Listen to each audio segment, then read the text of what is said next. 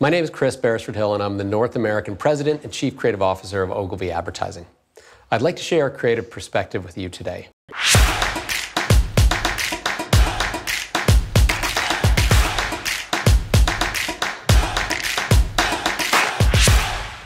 For this one, I dug deep, and I went back and I revisited a time in my early creative life where I was desperate to make something great, and I was really hungry to build my book and find a way to belong in this industry. And so I'll share the perspective from that mindset. Today I'd like to think, a healthier relationship with creativity. I see it as a way to change the world, transform business. It can be fun every day. But at this moment, maybe 25 years old with no money in the bank and no work in the book, creativity was like air to me. I needed it, and it felt like a life or death situation. So here today, I will share this without any judgment on my younger self, and I hope you will also not hold judgment on me. For me, creativity was cracking the code on a blaring alarm system before killing a brain-eating zombie escaping from a perilous jungle. I might have been a little dramatic in my younger years, but I can explain. For me, the brief was always a problem to solve, and it was something that lacked order, and the idea existed to make sense of it. So until I could come up with ideas that would solve the brief, I wrote with so much urgency, it felt like I was keying in the combination trying to turn off an alarm.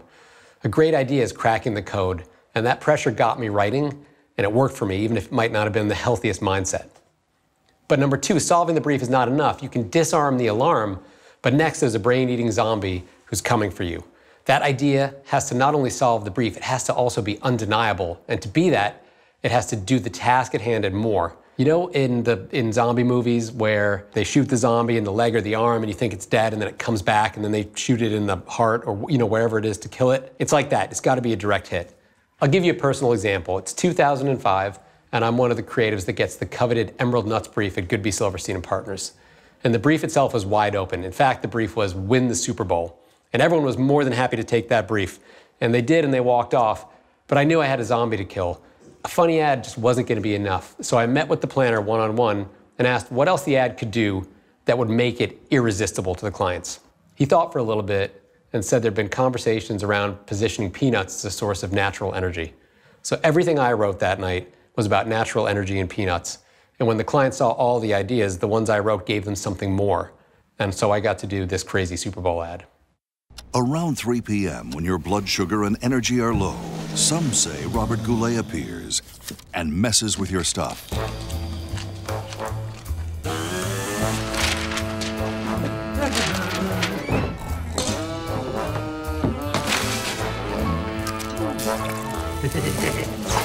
But the natural energy in just one handful of emerald nuts is enough to keep Robert Goulet away. Until tomorrow, anyway. So, creativity is cracking the brief by punching in the alarm code and then killing the brain-eating zombie that you have to kill with a direct hit. But by the way, you're still in the middle of a perilous jungle and you've got to escape, because even a great idea that delivers on more than the ask can die a million ways. So you better remain creative and on point getting out of the jungle with that idea intact, because you are far from done. I'll give one more personal example from the beginning of my career.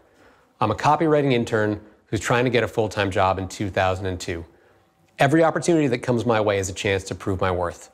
And I get the assignment to write a headline in the Dallas Mavericks NBA team program for General Motors Hummer truck. At the time, Mark Cuban, who's the owner of the Dallas Mavericks, was always in the news, getting fined for publicly complaining about the league. So I wrote a headline, "Even Mark Cuban has nothing bad to say about it." It's not a great line, but I was 21 years old. I might have cracked the code, and I might have even killed a zombie by making the most of the media context for that program ad. But how was I going to make it out of the perilous jungle?